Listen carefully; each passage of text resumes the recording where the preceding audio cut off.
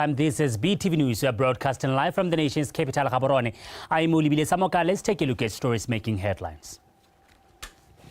Government adamant present disclosure of Debswana retrenchment plans aligns with the public's right to information.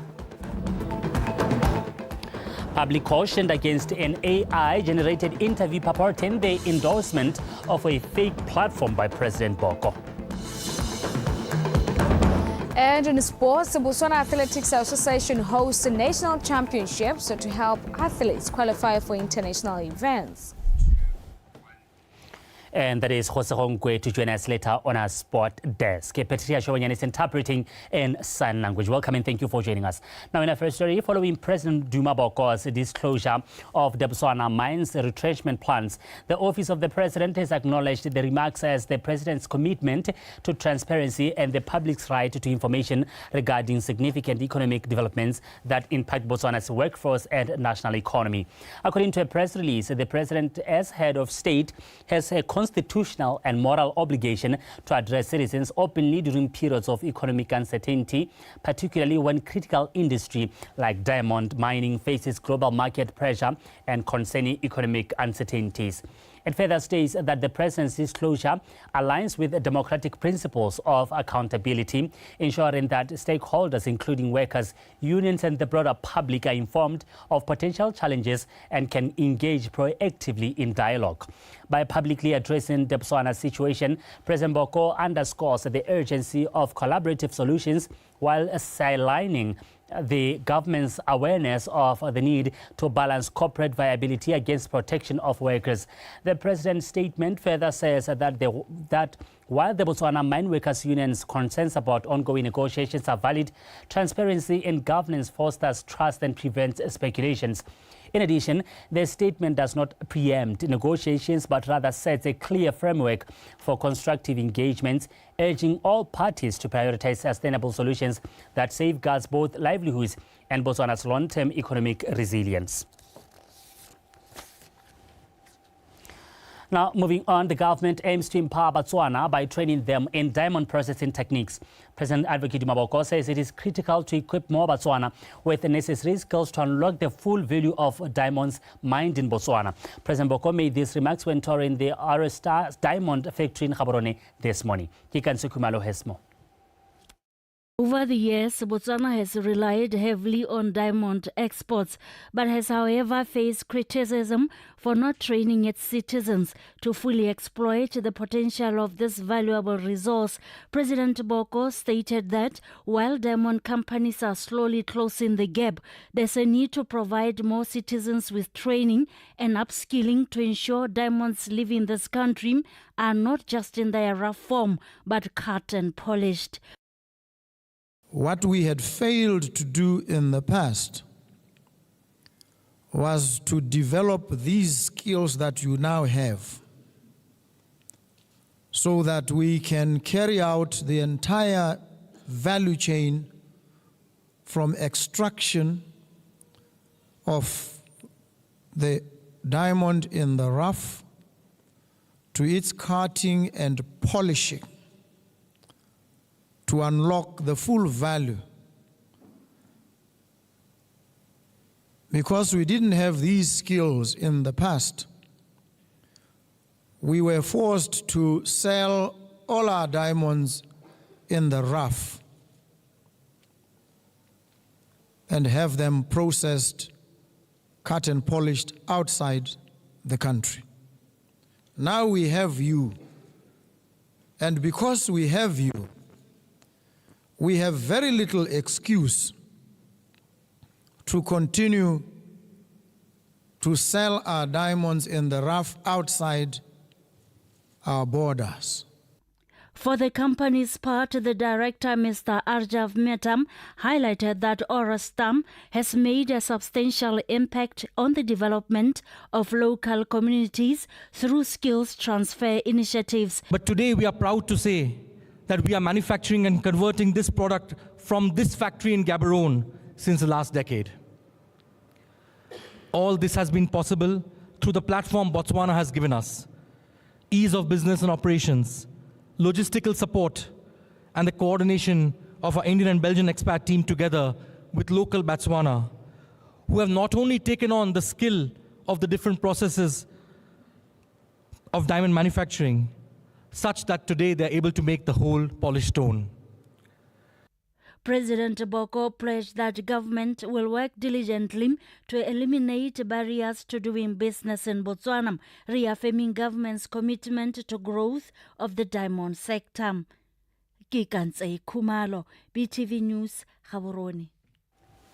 Now, the Office of the President has cautioned the public against the video that is circulating online, claiming a state-owned investment platform guarantees an income of 13,000 pula a month. The fake AI-generated video shows President Advocate Maboko in an interview with a journalist about the investment and encourages people to take advantage of it. The video purports that individuals can invest 3,400 pula and earn about 13,600 pula a week. The Office of the President therefore wants to categorically state that none of the contents of the video are true and that the President has never engaged in such an interview or knows anything about such an investment. The public is therefore advised to be cautious of such online scams and fake videos so as to avoid falling victims to such.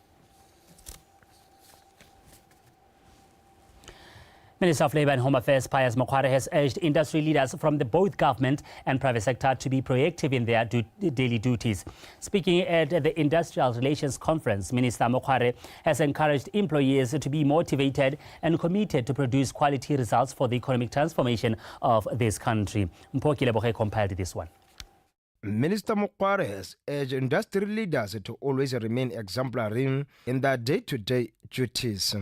He has advised accounting officers from both government and the private sector through the human resource management to always be up to date with labor laws to avoid escalating dispute cases reported before Labor Department and the Industrial Court. When I started being the minister here, I looked at issues. I looked at the number of cases which are there within the dispute. The last time I checked, this year from January up to now, we had about 19,000 dispute cases. I said to myself, why? Where do you spend most of the time? Do you spend most of the time during production, or do you spend most of the time arguing in offices? You didn't pay me, no, we paid you. You did not give me my overtime, we gave you your overtime, or you don't deserve overtime. Simple issues. And some of the HR people who we have seen, who we have inquired, some of them, they don't even know the color of the Labor Act. But they are the HR managers. During deliberations, speakers have expressed their views on leadership and how poor industrial relations can lead to low morale and increased conflict, which hampers productivity. I think one of the things that she talked about is a collaborative and maybe also a transparent workforce or culture. I think when we talk about digital transformation, we also wear the heads of looking at the value proposition. What is it going to do in the value chain of the organization? What improvements are we bringing to this organization? So as a catalyst driver, technology and people, there is need for culture shifts.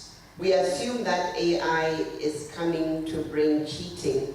In the education sector, all we've done is close out, even globally, the opportunity for young people to use AI to transform the learning environment. So what do? We lock up everything and make sure that they don't have a chance to interact with AI. So the fear factor is something we need to deal with. So beginning to trust that AI may be a tool that can be good and bad, and facing that truth is one of the most important things. But currently, we are still at the level of punish before you do anything else.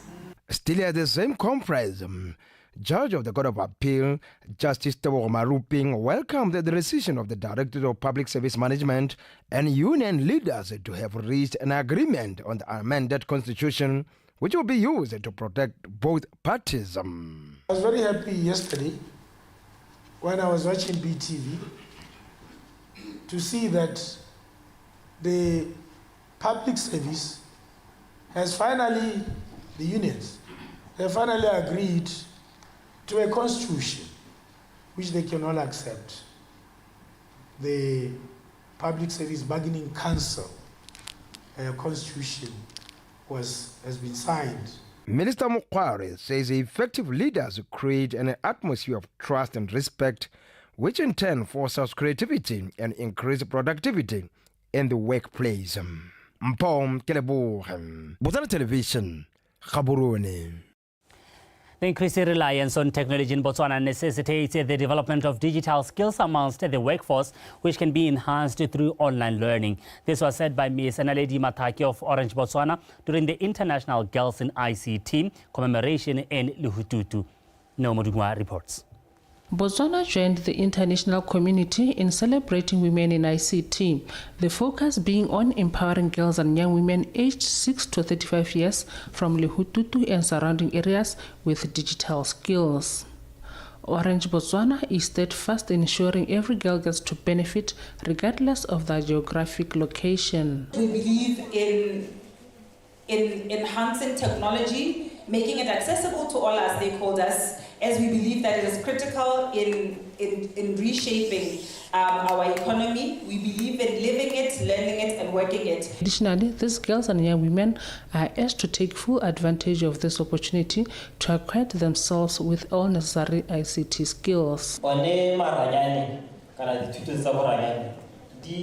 Digital literacy continues to evolve, and thus I urge you to keep on training these kids from now and then.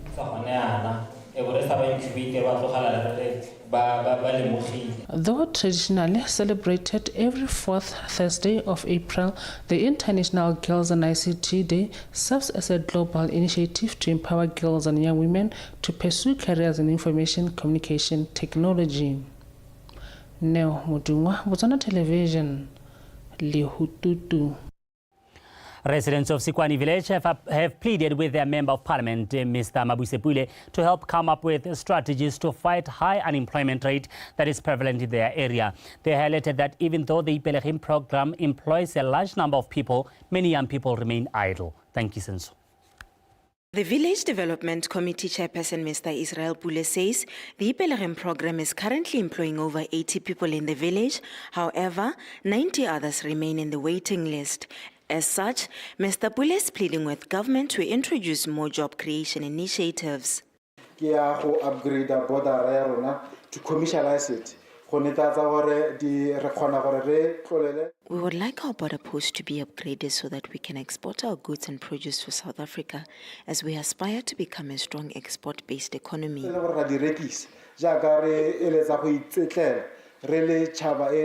an export-based economy.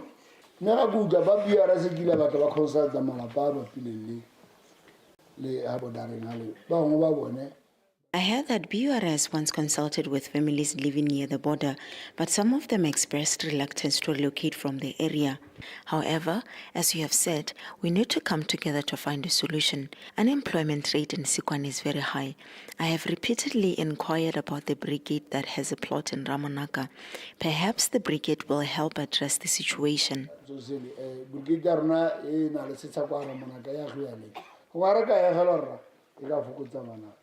Residents echoed the chairperson's concerns and highlighted additional issues affecting the village.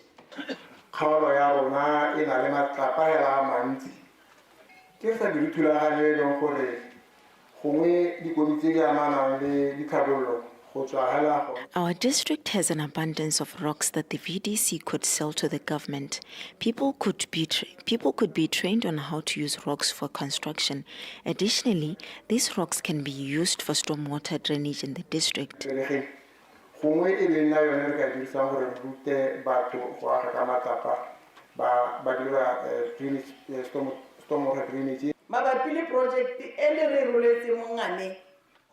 I want to express my concerns about the road construction project. We were initially told that it will cover all villages, but it now appears to be focused on Mahabalani. I would like contractors to ensure fairness and avoid issues.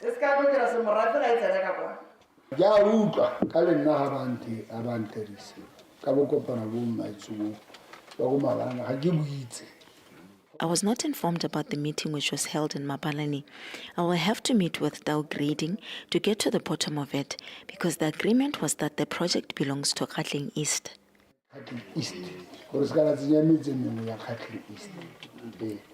Additionally, the residents urged the Member of Parliament to ensure that their health post is upgraded to a clinic through the DDP to ensure that patients are given the best health care with no hiccups. Tanki Senso, BTV News, Sikwane.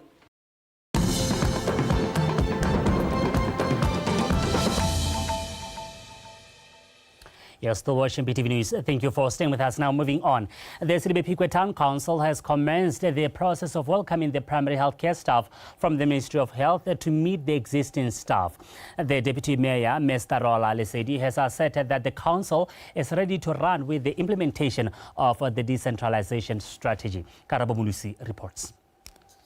A staff complement of 183 from the 7 clinics in Silibepikwe had the opportunity to interact with the heads of departments and familiarize with the processes, available services, and where they can access them.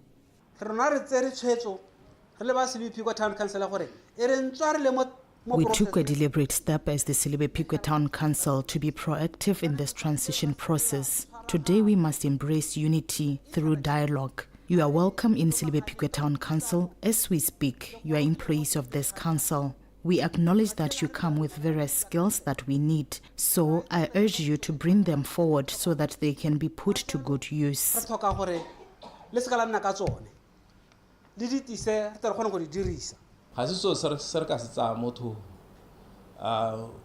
To be given this opportunity. It's not something that we can take lightly. We acknowledge that to be given this opportunity, it's an honor, so we have to show our appreciation through good performance at work. This transformation was necessary.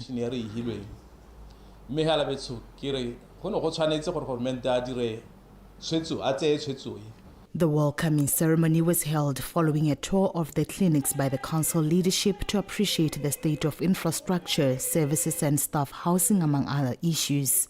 On that backdrop, the council has committed to address the challenges faced by the staff.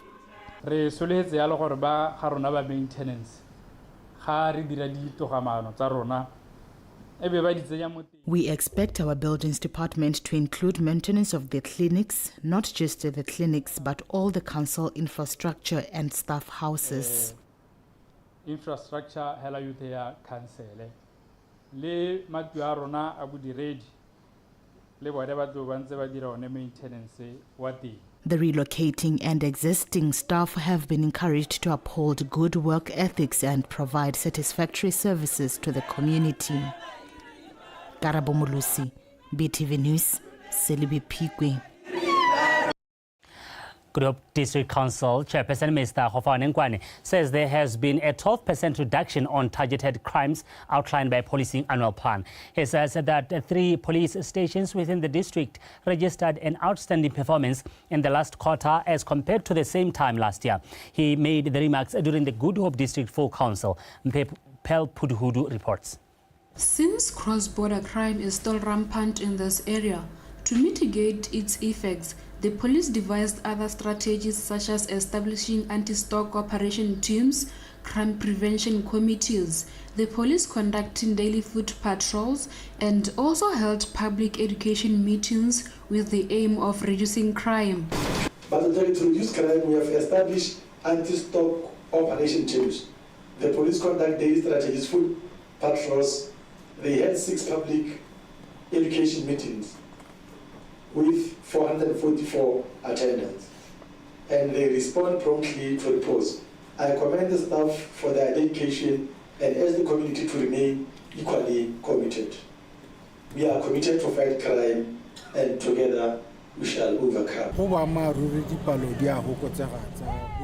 It is true that crime cases have declined in the district. Our crime prevention committees have resumed duty, which include Badisakomo and Mopato teams, which help us during the night patrols. And going around homes encouraging the community to stand with us to fight crime is one of the strategies that really helps. Furthermore, The council assured its support for crime prevention committees.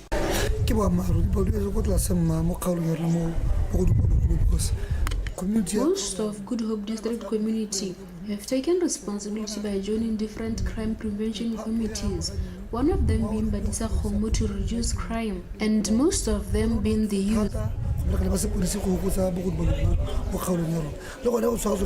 would like to take this opportunity to appreciate the Botswana Police Service and the public at large. We do have volunteers on the borderline patrolling, working with the BDF patrolling. This has also affected on the reduction of stock theft. On other issues, the police continue to conduct joint operations to curb stock smuggling between South Africa and Botswana, and also collaborate on investigations to trace and arrest suspects. Pel Pududu, BTV News, Good Hope.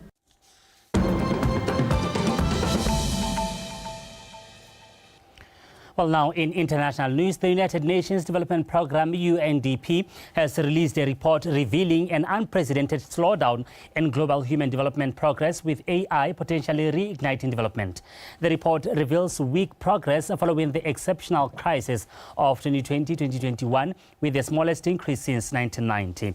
The 2025 Human Development Report, a matter of choice, people and possibilities in the age of artificial intelligence, analyzes development progress across the Human Development Index, including health, education, and income levels. Projections for 2024 reveal stalled progress on the HDI in all regions worldwide. The report also finds widening inequalities between rich and poor countries, with inequality between low HDI and very high HDI countries increasing for the fourth year in a row. The report advocates for a human-centered approach to AI, which has the potential to fundamentally redesign approaches to development.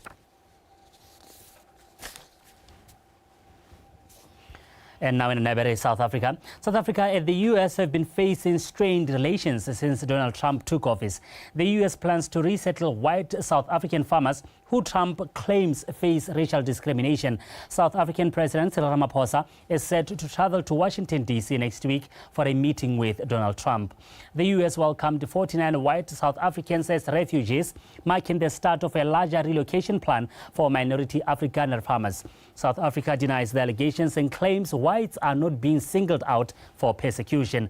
Trump has accused South Africa of fueling violence against white farmers, but this claim has been discredited. The U.S. criticism of South Africa's racist law appears to refer to affirmative action laws and a new land appropriation law. Jose Honkwe is on standby to take you through the world of sport.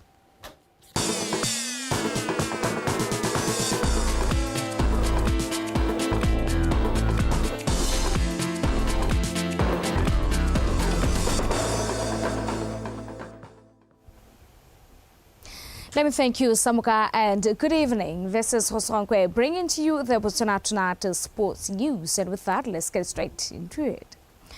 Golden Door Sports Agency's communications manager, Calista Skolansu, has hailed the recent bronze status upgrade of the Botswana International Cross-Country event by the World Athletics as a major booster for the nation.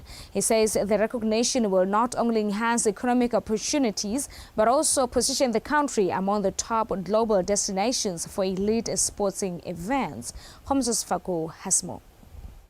Kolanso attributed the elevation of the competition to the successful hosting of the second edition of the Botswana International Cross Country, which was held earlier this year. That Botswana is the only country in Africa to hold bronze status in cross-country certification, a milestone that organizers aim to build on. It's exciting times for Rona. World Athletics are trust. We are honored by this recognition, as it affirms that our dedication and hard work are paying off. We have excelled in key areas and upheld a high-quality standard.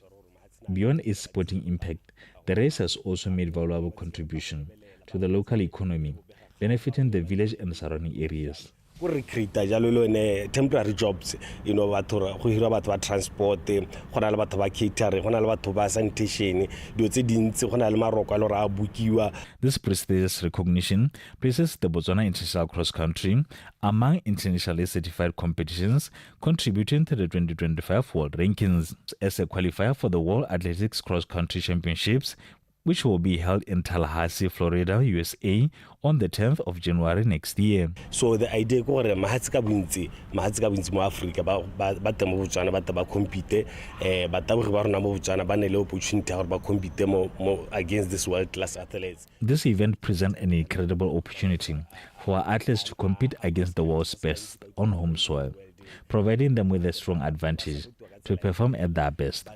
Our vision is to bring top nations to Botswana, allowing them to race here while giving our local athletes a pathway to qualify for the World Cross Country Championship. The competition will take place on the course at Glody Dubes International School, an ideal venue for an event of this caliber. Ba compete against the best mo gae ba dirisa jalo yone home ground advantage re ta dirisa the same venue le rene re dirisa Maloba. Event organizers promise to continue working hard as their ambition is to attain gold status by 2027. Re letsa gore e ka mo ngwa gntsi tse di latelang be re gona re nne le tsone re gona re lona ta tsenya jalo yona application ya gore no re kopare jano le re tshweletse to gold status within the next 2 years. And I firmly believe we can achieve this. We have already demonstrated our capability, and it is our mission to make this a reality, further solidifying our place among the elite.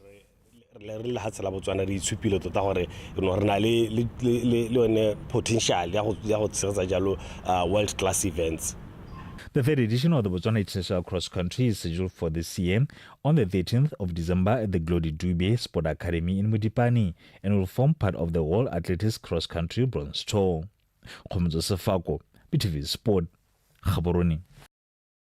The Minister of Sport and Arts, Jacob Kiliman, says following their trip to Guangzhou, China, where they had gone to benchmark on hosting major athletics competitions, they realized that a lot still needs to be done to ensure that they host a successful and memorable edition of the World Athletics Relays next year. Sapoki Himile with the details. Some of the key areas the country must focus on to reach the required standards for hosting such events include improving infrastructure like stadium. We have UB Stadium already. We are going to use as a training facility. We need to refurbish that stadium. We have the national stadium just recently. We need to revisit that stadium, recheck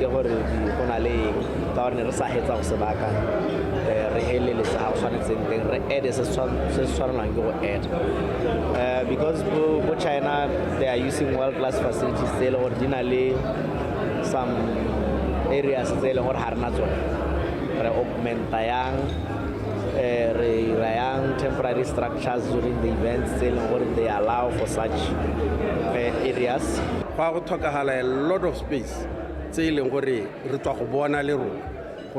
Mix zone, medical room, anti-doping, or within the stadium. We have learned a lot from our trip, such as the need to have space for mixed zone, medical room, media rooms, and a broadcast compound to ensure the success of the competition. A lot of things. The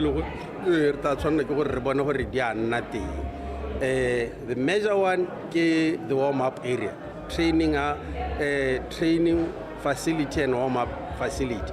To ensure that local athletes excel in front of huge crowds expected to attend the relays, Minister Kilebeng explained that they already have a strategy in place on how to support the team. We need to also prepare well in advance.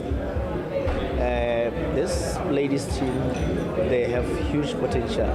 All they need from us is the support. We will support them. We should, as the ministry, sit down with BNSC, sit down with the BAA, come up with a proper and solid plan. The world relays. The legacy those world relays. Various stakeholders have been asked to lend a hand on the team's preparations, along with the infrastructural developments needed to ensure that the country successfully hosts the competition that will leave a lasting legacy. Tshepo ke Himile, BTV Sport, Gaborone. And still in athletics, the Botswana Athletics Association is hosting the national championships at Obedi Dani Chulume Stadium in Francistown to help athletes qualify for various international events. The track and field event is divided into categories of youth under the age of 18, juniors under the age of 20, as well as senior athletes aged 22 and above. About 700 athletes are expected to compete in this championship, which has attracted top-tier athletes from across the country.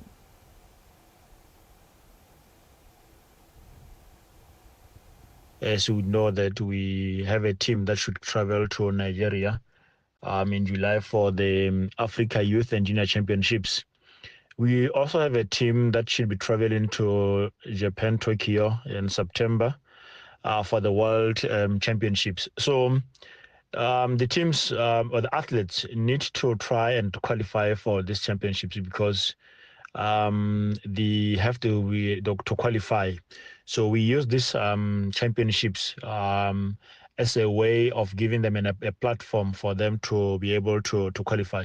So we have three categories: the youth, which is under 18, then we have the junior, under 20, and the seniors who are 20 years and above. People should expect this young boy who ran a second leg for the relay and they just ended world race. That is Justice Oratile. Expect Tabamangatipa, expect Lee AP, and all these other athletes, Sami Mohusiwa amongst others, Ernest Gumevu amongst others, and many more senior athletes. Where the team that traveled to the world race, you might expect to see them there. From this, after the national championships, most of the athletes will be traveling to Europe. As we know that now the temperatures the side are starting to drop, and as such it poses a very great risk to athletes in terms of getting injured. So that is basically what it is. But we are hoping that for those who will have an opportunity to travel outside, they will do so. And as and when we see the need to host more races after this, we'll definitely do so. The 200 meters Olympic champion Lizelle Tebogo registered his season's best time, finishing first at the ongoing Doha Diamond League after clocking a time of 20.10 seconds ahead of Lindsey Courtney of USA, who clocked a time of 20.11 seconds, while on third was Liberian Fan Bule Joseph with a time of 20.26 seconds. Still in Doha, the middle distance local athlete Tsepiso Masalela began his 2025 campaign with a world leading time in the men's 800 meters, registering a time of 1 minute 43.11 seconds to win the race. Meanwhile, Refule Murangi, who is the first woman from Botswana to compete in short sprint at the Diamond League meeting, completed her race in second spot, clocking a time of 11.30 seconds behind Liberian athletes. Athlete Makoe Meya, who finished first with a time of 11.07 seconds.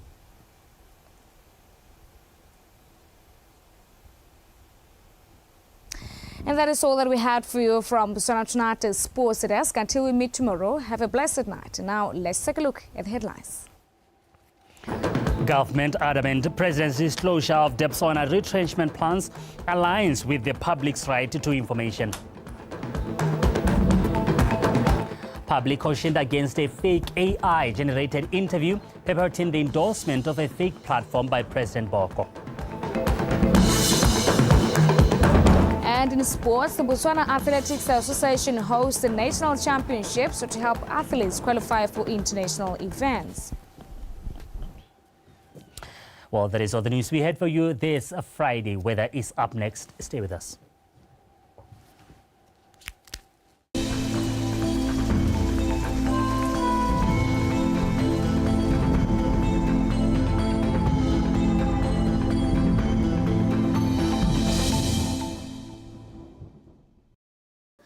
Good evening and welcome to tonight's weather focus brought to you by Lydia Wajikomo. Looking at the current satellite image, clouds are visible over most parts of the county except over Hansi and Kalahari districts. Tomorrow, expecting patches of clouds over the entire county with possibility of fog over the southeastern parts of the county. Therefore, the public is advised to take necessary precautions. In the morning, we're expecting cold temperatures over Kalahari, southern southeast Gauteng, Kweneng, and northeast district with lows of 7 degrees Celsius over most areas. Over the remaining areas, we're expecting mild temperatures between 8 and 13 degrees Celsius. In the afternoon, we're expecting warm temperatures over Hansi, Island, and Chobe district, ranging between 26 and 29 degrees Celsius. Over the remaining areas, we're expecting mild temperatures between 22 and 25 degrees Celsius. As for Sunday, we're expecting partly cloudy conditions over Kalahari, while over the remaining areas, we're expecting patches of clouds with mild temperatures in the afternoon over southern southeast Gauteng, Kweneng, and southern central and northeast. Over the remaining areas, we're expecting warm temperatures. That's the weather forecast. Good night.